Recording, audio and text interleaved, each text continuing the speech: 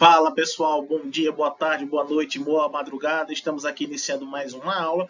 Dessa vez a temática são os conflitos no Oriente Médio. A gente vai dividir essa aula em duas partes, porque o conteúdo é muito extenso e tem muita coisa aqui que pode ser questão da sua prova, tá? Então já vai comentando, curtindo, compartilhando e principalmente ativando o sininho para saber quando tem aula nova no canal.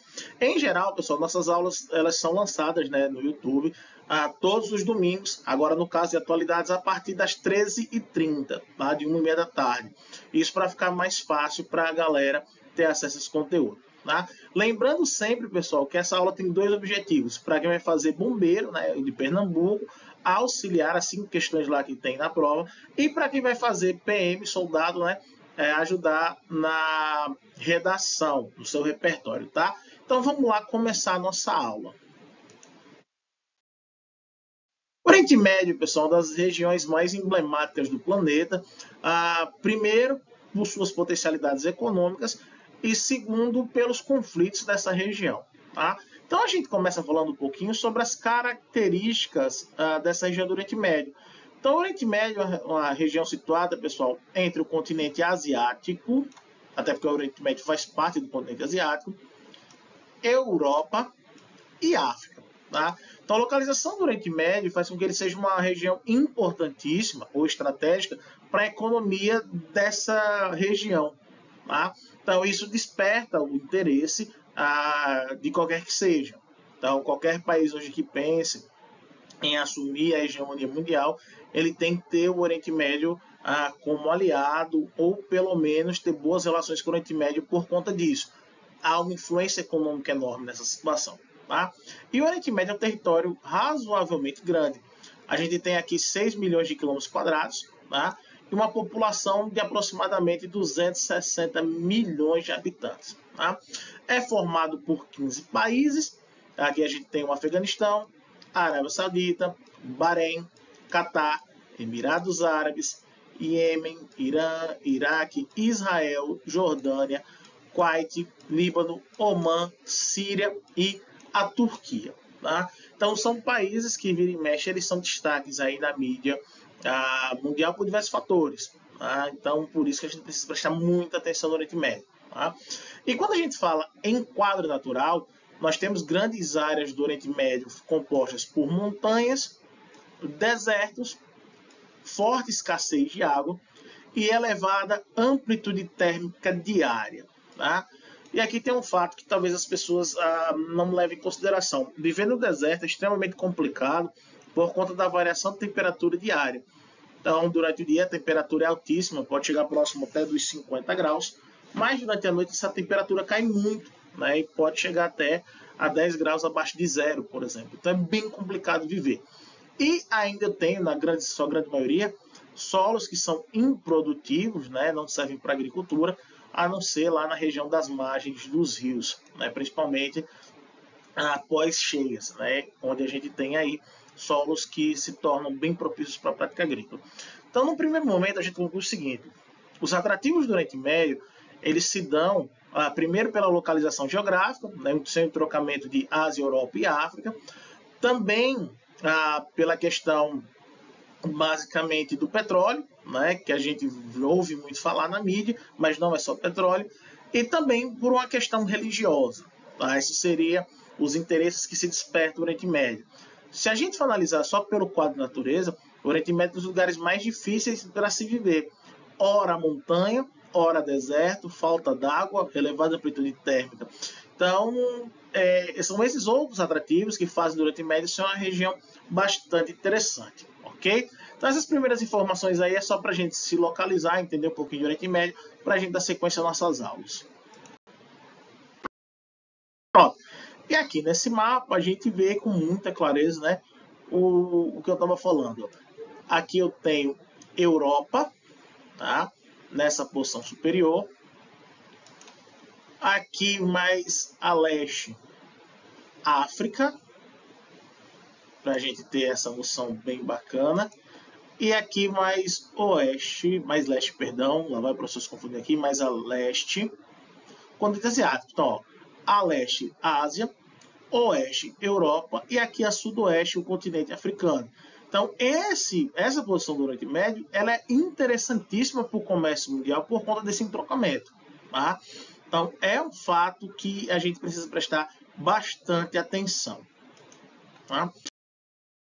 Então, vamos lá, as principais causas das tensões no Oriente Médio. Então, aqui também é preciso a gente desfazer um mito que existe, ou então uma tentativa simplista de condensar os conflitos do Oriente Médio em causas bem restritas. Né? Então, por exemplo, quando a gente fala em Oriente Médio, geralmente a gente conclui o seguinte: o Oriente Médio, o pessoal está brigando lá ou por causa do petróleo ou por causa de religião. E não é bem assim. Tá? As causas dos conflitos do Oriente Médio elas são múltiplas. Então, eu tenho vários fatores que explicam esses conflitos. E a gente precisa estar atento para ver quais causas se encaixam em determinado conflito que a gente está estudando. Então, isso é um cuidado que a gente precisa ter. Então, um dos problemas dos conflitos do Oriente Médio é, sem dúvida, a questão da água. Então, a gente vai ver que, ao longo do tempo, as brigas, os conflitos por conta da água da região, até porque é um item muito escasso, né, elas são constantes. Então, por exemplo, no conflito entre Israel e Palestina, um dos motivos de Israel ter invadido o Líbano, né, foi tomar as colinas de Golã, que é a nascente do Rio Jordão, e aí ter controle da água da região. Esse é um de vários exemplos que a gente tem. Um outro fato também que contribui para esses conflitos no Oriente Médio foi esse acordo aqui de Sykes-Picot. Esse acordo ele foi assinado em 1916, na época da Primeira Guerra Mundial. Então, o Oriente Médio fazia parte do Império Turco-Otomano. E aí existia um grande interesse dos países vencedores da Primeira Guerra Mundial na época, a União Soviética, a França e a Inglaterra, de destituir o Império Turco-Otomano para poder se apossar da região e exploração do petróleo. Então, assim que a Primeira Guerra Mundial termina, esse acordo é colocado em prática, ele foi assinado em 1916, 2 anos antes de terminar a Primeira Guerra Mundial, e os europeus saem dividindo o Oriente Médio, criando os países que hoje lá existem, fracionando aquilo de acordo com os interesses da exploração do petróleo. E aí você tem algo parecido com o que aconteceu no continente africano. Você coloca etnias rivais no mesmo território. Então isso vai dar um maior foco para conflitos, uma vez que eu tenho inimigos disputando o mesmo território. Tá? Aí sim, a gente tem a questão do petróleo, né, que durante muito tempo foi explorado por potências estrangeiras, né, principalmente no grande conglomerado de petróleo chamado de Sete Irmãs. Né, e depois, a partir do momento que os países do Oriente Médio saem dessa influência estrangeira, passa a ser explorado pelos próprios países do Oriente Médio no que a gente chama de OPEP, Organização dos Países Exportadores de Petróleo. Tá? Então, isso também foi motivo de conflito durante muito tempo. E a OPEP hoje extremamente influente no cenário geopolítico mundial. E a gente tem, assim, as disputas religiosas. Né? Então, a gente tem, dentro do próprio islamismo, divergências quanto à doutrina aplicada, né? Que são os xiitas e sunitas. A gente não vai entrar nesse campo de discussão agora, senão essa aula vai ficar muito comprida e aí a gente vai perder o foco. Mas sunitas e xiitas, eles não se entendem quanto à própria pregação do islamismo, tá certo? E aí, por conta disso, a gente tem rivalidades religiosas na região do Oriente Médio. Além disso também, a gente tem o islamismo contra o judaísmo, e aí isso fica bem claro no caso do Estado de Israel contra os palestinos. Né? Somado a isso, a gente ainda tem grupos terroristas locais e o fundamentalismo religioso como um problema lá na região. Então percebam, é um emaranhado de coisas que vão causar essas tensões lá no Oriente Médio. Além disso, dentro do próprio Oriente Médio, a gente tem os conflitos entre nações. Então, tem os árabes que não se entendem com os turcos, os árabes que não se entendem com os israelenses, os turcos que não se entendem com os curdos. Tá? Então, isso reflete problemáticas seríssimas na região. Eu ainda tenho os pan-arabistas, né, contra Israel e os Estados Unidos. E o pan-arabismo é importante a gente entender que é o seguinte: é a união dos povos árabes contra a ameaça ocidental. E aí a ameaça ocidental entenda, né, Estados Unidos. Tá? Então, são países árabes que se uniram para combater a influência dos Estados Unidos dentro do Oriente Médio, seja influência cultural, seja influência política ou então até mesmo influência econômica. E quando a gente fala influência econômica aqui, é o modo de vida americano ou até mesmo não ter relações comerciais com os Estados Unidos. Tá? E por último, a gente tem o conflito das duas maiores potências do Oriente Médio. O Irã, que tem maioria populacional xiita e é apoiada pela Rússia, e eu tenho a Arábia Saudita, onde eu tenho maioria da população sunita, né, e apoiada pelos Estados Unidos. Então eu tenho aqui, pessoal, diversos fatores que vão contribuir com esses conflitos do Oriente Médio. Então é um monte de coisas, essas coisas se misturam em determinadas situações. Então é importante eu compreender isso para que lá na frente eu compreenda os conflitos com uma facilidade, tranquilo? Então já vai anotando aí esses bisus aí no seu caderno, no seu material, para que você entenda os conflitos com maior facilidade, ok? Então aqui, pessoal, a gente separa os principais focos de tensão de conflitos no Oriente Médio. A gente tem a Primavera Árabe, que a gente já falou na aula passada, quando a gente está falando de conflitos na África, né? A gente vai retomar hoje, dando destaque aqui para a Síria, o Afeganistão, tá? O Iêmen, o Irã e o Iraque. A questão de Israel e Palestina, lembrando a vocês, vai ser nosso assunto da próxima aula. Então, semana que vem, conflito no Oriente Médio, parte 2, o conflito entre Israel e Palestina, a questão árabe-israelense. Tá? Então, para a aula de hoje, a gente vai analisar esses conflitos aqui, que são muito importantes também e que podem aparecer lá na sua prova, ok? Bom, então vamos lá. Primavera Árabe, com destaque para a Síria. A Primavera Árabe, pessoal, foi uma onda de protestos, né, que ocorreram no Oriente Médio e no norte do continente africano, que a gente já viu lá que estuda o mundo árabe. Tá? E qual era o objetivo dessas revoltas? Derrubar os governos ditadores que há muitas décadas ocupam, né, o governo desses países e melhorar as condições de vida da população desses países, que geralmente é bem ruim. É outra coisa aqui também que a gente precisa desmistificar em relação ao Oriente Médio. Não é todo mundo no Oriente Médio que é rico, né? Somente as pessoas que possuem, né, o poder de explorar o petróleo na região. De maneira geral, essas pessoas são muito ricas e as pessoas que não têm acesso a esse petróleo são bem pobres. Tá? Então, isso também é importante a gente mencionar. Então, a Primavera Árabe ela começa em 2010 e ela vai se espalhando, né? Começa na África e se espalha para o continente asiático. E a Síria, então, entra na onda da Primavera Árabe. Tá? E o que acontece na Síria? Eu tenho uma população, né, que geralmente a imprensa vai chamar de rebelde, que vai se revoltar contra o governo do Bashar al-Assad, que está no poder, pessoal, desde 2000. Tá? Lembrando que antes do Bashar al-Assad, quem governava a Síria era o pai dele, Hafez al-Assad. Governou de 1970 até os anos 2000, aí depois o Bashar al-Assad assume. Então, se eu somar pai e filho, são mais de meio século no poder, mais de 50 anos no poder. Tá? Então, é importante pensar nesse ponto. Só que a Síria ela fugiu um pouco do script de guerra civil, né? População contra governo. Terminou que na Síria o conflito ganhou proporções bem maiores do que a guerra civil. E por quê? Na Síria, eu tive o envolvimento de potências estrangeiras, por exemplo, os Estados Unidos e a Rússia, né, entraram de cabeça do conflito. Os Estados Unidos apoiando os rebeldes para derrubar o governo do Bashar al-Assad e a Rússia apoiando o governo do Bashar al-Assad para ele se manter no poder. Tá? Além disso, o que a gente vai observar? O governo do Bashar al-Assad ele tem uma tendência religiosa xiita, então ele foi apoiado pelo Irã. E a população da Síria, na sua maioria, é sunita, e aí foi apoiado pela Arábia Saudita.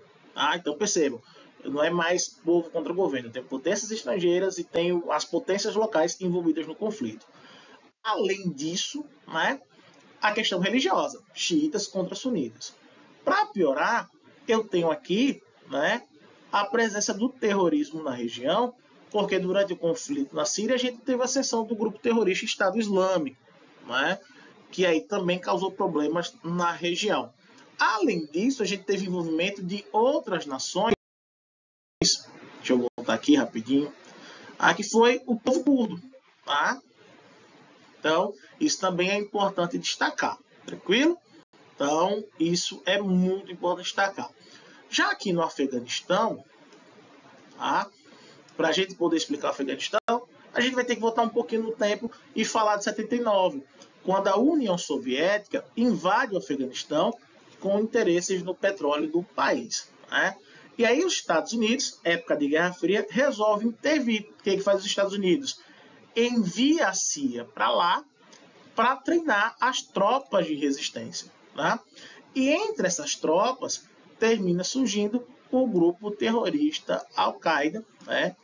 Que liderada pelo Osama Bin Laden, que depois se volta contra os Estados Unidos nos atentados de 11 de setembro. Né? Só que a Al-Qaeda não foi o único grupo que surgiu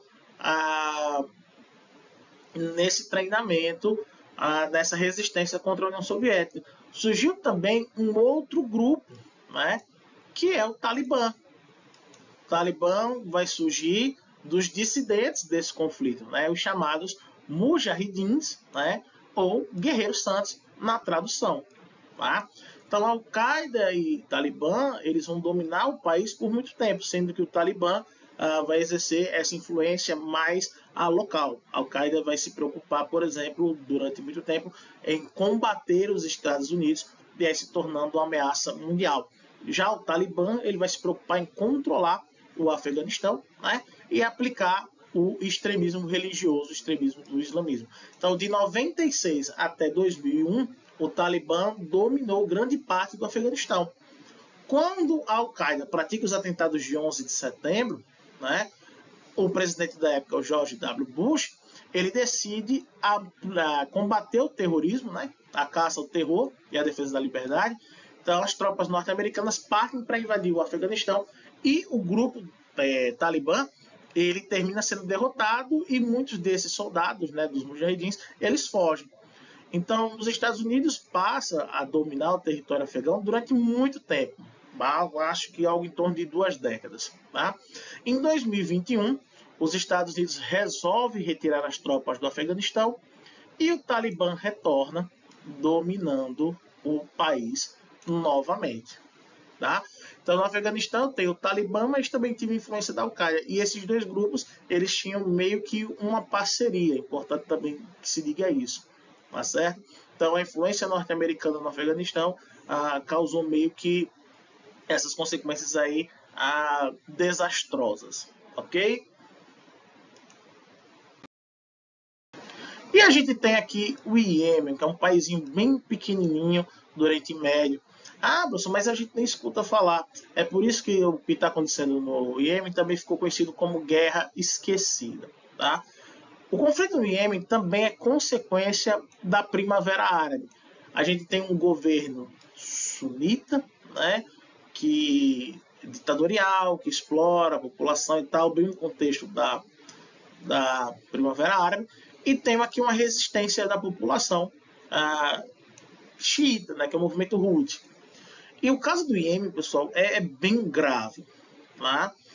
Porque o Iêmen tem, se eu não me engano, segundo dados da própria ONU, 85% da população vivendo em situação de extrema pobreza e miséria. Né? E com a guerra, essa situação piorou ainda mais. E uma grande consequência também, devido ao conflito, é a população de mutilados. Tá? Então, há muita violência no Iêmen, civis morrendo, populações sendo dizimadas, então é bem complicado. Tá? E aqui, pessoal, eu queria fazer uma parte, se vocês puderem tomar nota aí, é importante. O Brasil, ele tem uma participação direta desse conflito por o seguinte: é utilizado, durante esse conflito, bombas de fragmentação. E o Brasil é um dos grandes fabricantes desse tipo de armamento, inclusive é condenado até pelas convenções internacionais que diz respeito às guerras. E o Brasil exporta, né, essas bombas para os combatentes do Iêmen, e aí eles usam esse tipo de bomba no local, causando muitos mutilados, muitas vítimas, esse negócio horroroso. Tá? Então essa parte eu acho importante você lembrar. Resumindo, a situação do Irã é tão grave que a própria ONU já declarou que o Iêmen é simplesmente a maior crise humanitária do nosso planeta na atualidade. Tá?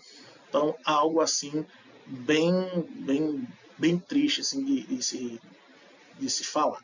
Ok?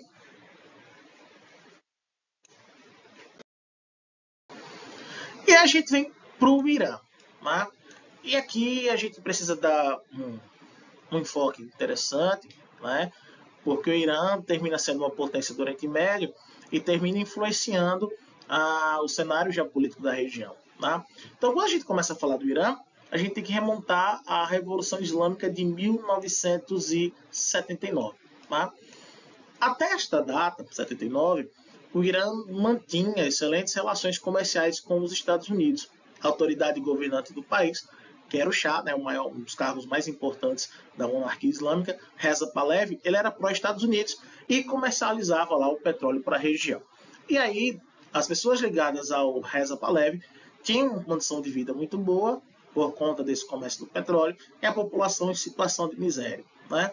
Até que o Ayatollah Khomeini, Ayatollah, líder religioso, né, do Islã dentro do Irã, resolve instigar a população a fazer um movimento para tirar o Reza Pahlavi do poder.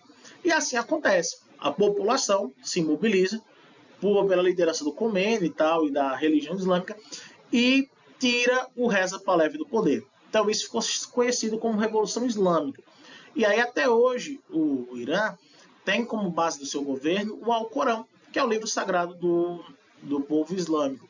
Então o Irã é sim um governo que tem caráter teocrático. Né? Ele apoia a religião para justificar as suas ações dentro do que se espera como governante. Tá certo? Mas os Estados Unidos, ele tentou impedir que isso acontecesse. Então ele vai pedir para o Iraque, que na época também era aliado norte-americano, o líder do Iraque era o Saddam Hussein, para invadir o Irã e impedir que isso acontecesse. Tá? Então, de 1980 a 1988, o Irã entra em conflito com o Iraque. Né? O Iraque sai derrotado, é importante que se diga isso, o Irã consegue se estabilizar dentro da revolução. E por conta dessa interferência norte-americana, a gente tem o que a gente chama de segundo choque mundial do petróleo. Tá? O primeiro, como a gente vai ver, vai se dar no conflito entre Israel e Palestina, que vai ser o assunto da nossa próxima aula. Né? Já estou dando spoiler para domingo que vem você está aqui comigo de novo. O preço do barril do petróleo, pessoal, aumentou muito. Por isso a gente fala em segundo choque ou crise mundial do petróleo. Se eu não me engano, e aí depois nos comentários quem tiver o dado preciso aí pode colocar, o preço do barril do petróleo ele sobe de 12 para 34 dólares. E aí isso gera o caos na economia mundial como um todo. Né? Então essa medida que os países árabes tomam contra os Estados Unidos, porque os Estados Unidos é o maior consumidor de petróleo, então isso afeta diretamente a economia norte-americana, e aí isso prejudica o mundo como um todo. Tá? Em resposta, ainda não satisfeito, o Irã vai fechar a embaixada norte-americana em Teherã, na capital, e ainda vai prender os diplomatas norte-americanos lá por mais de um ano. Né? E aí só depois é que eles vão ser soltos. Então, Estados Unidos e Irã, eles têm uma rivalidade desde 79 por conta da Revolução Islâmica e desses desdobramentos dessa revolução, e hoje eles são praticamente países que são inimigos. Tá? O tempo passa e a gente vem para 2009, quando o Irã começa a desenvolver o seu programa nuclear. E aí os Estados Unidos querem intervir porque acham que isso é perigoso, diz que o Irã está usando o programa nuclear não só para produção de energia, para desenvolver bombas nucleares, né, armas nucleares, e isso gera uma tensão também no mundo inteiro. Tá? E aí, pessoal, aqui é uma opinião do professor, abre aspas, é o seguinte: países que conseguem produzir energia nuclear têm potencial sim para desenvolver armas nucleares, até porque o processo é o mesmo. Né? Então, fecha aspas aqui. Em 2020, durante a era Trump, o governo Trump vai pedir que o exército norte-americano realize uma incursão no Iraque, e termina assassinando esse camarada aqui, o Qassem Soleimani. Ele simplesmente, pessoal, era líder do exército iraniano e um dos cotados para assumir a presidência do país no futuro. Então, esse cara era muito importante dentro do Irã. Isso terminou inflando ainda o ódio dos iranianos contra os Estados Unidos. Tá? É importante também a gente mencionar isso. E por que o Qassem Soleimani foi assassinado? Como ele era líder do exército, havia uma acusação sobre ele que, por intermédio dele, o Irã negociava e apoiava grupos terroristas que são contrários à presença dos Estados Unidos no Oriente Médio. Tá? Isso também é um fato importantíssimo da gente mencionar. O Irã ele tem excelentes relações com grupos terroristas contrários à presença dos Estados Unidos na região. Tá?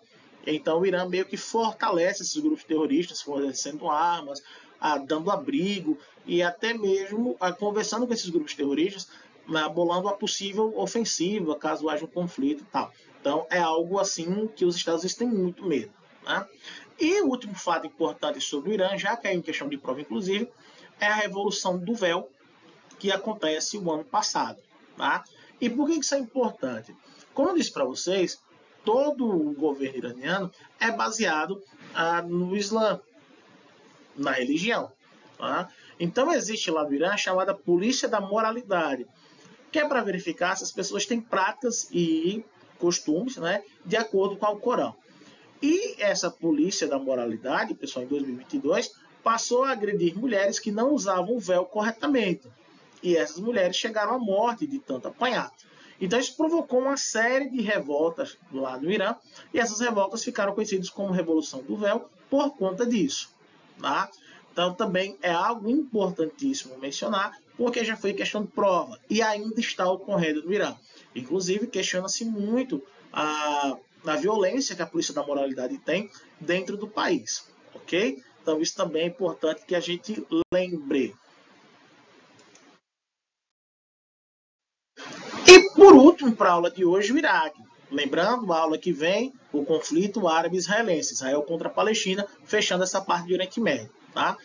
O Iraque, pessoal, durante muito tempo foi governado pelo Saddam Hussein, né, que até uma determinada época da nossa história foi aliado dos Estados Unidos. Tá?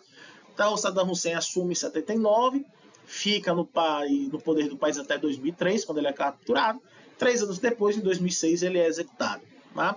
Então, as ações do Saddam Hussein são importantes porque elas movimentaram o xadrez político do Oriente Médio. Então, tipo, lá na década de 80, a guerra contra o Iraque, né, por intermédio dos Estados Unidos, para impedir que o Irã se tornasse uma nação de caráter teocrático. O Iraque perdeu.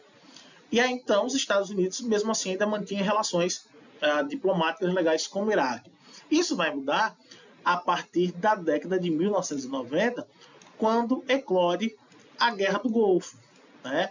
A Guerra do Golfo, pessoal, se inicia por conta do Iraque. O Iraque decide invadir o Kuwait, alegando que tem direito sobre o território. Só que o Kuwait é extremamente aliado dos Estados Unidos. Não é? E aí, nesse momento, quando o Iraque invade o Kuwait, os Estados Unidos rompem, né, relações com o Iraque, e aí então passam a ser rivais. Né? O Iraque perde a Guerra do Golfo. E a Guerra do Golfo ela foi importante mencionar, porque foi a primeira guerra pós-Guerra Fria, e a gente teve uma cobertura quase que em tempo real da Guerra do Golfo, né, por conta do desenvolvimento tecnológico, que a gente já tem entrando na era da globalização e tal. Então foi um conflito assim que a gente pôde acompanhar de perto, né, justamente por conta dessa evolução tecnológica e o fim da Guerra Fria. Vamos lá. E aí então, né, essa rivalidade ela vai se estender em 2003, quando a doutrina Bush, né, e a guerra ao terror, os Estados Unidos decidem invadir o Iraque. Né? E aí, desde então, o país passa por uma grande estabilidade política. E para piorar, em 2015, né, grande parte do território iraquiano, a cidade principalmente de Mossul, ela foi invadida pelo Estado Islâmico. Né? Então, o Iraque hoje passa por uma grande estabilidade política devido aos desdobramentos desses fatos. Ok? A gente vai ficando por aqui. Espero que vocês tenham gostado. Peço novamente que se inscrevam no canal, curtem, comentem, compartilhem para que mais pessoas possam ter acesso a essas aulas. Uma boa semana a todos e até o nosso próximo encontro. Valeu, soldados!